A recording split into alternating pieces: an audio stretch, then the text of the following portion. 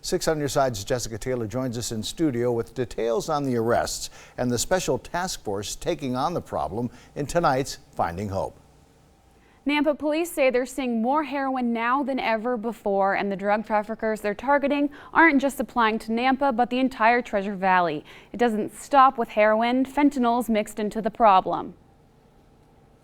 We're seeing a lot more heroin cases now than we used to. Nampa Police Department's Special Investigation Unit has its hands full. 5 large quantity heroin arrests occurred between November of 2018 and April of 2019, all adding up to be one of the biggest heroin busts in Nampa history. 4 arrests from out-of-staters with local ties. The most recent bust came from Salt Lake City. 126 grams of heroin, 2,450 grams of methamphetamine, and 55 fentanyl pills disguised as oxy. Following a heroin overdose last year, Nampa Police created the special task force to watch out for heroin entering the state. I don't think it's just Nampa alone. A lot of these people were supplying the Treasure Valley. Luis Acevedo was arrested trafficking 509 grams of heroin from Portland, Oregon. Just to give you an idea of how much 509 grams of heroin is, the average dose of heroin is 1/10 of a gram, so which is considered a point. So that's a very large amount of heroin and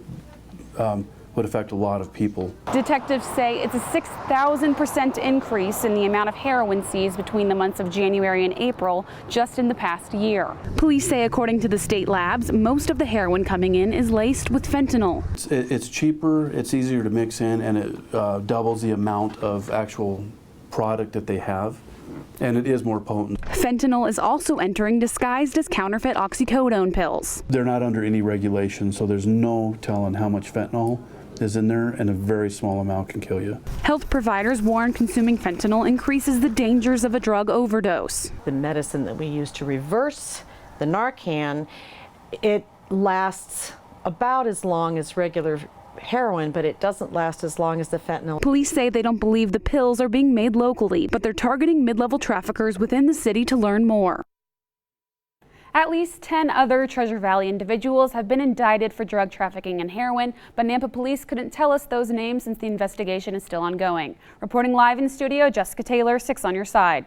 Boy, the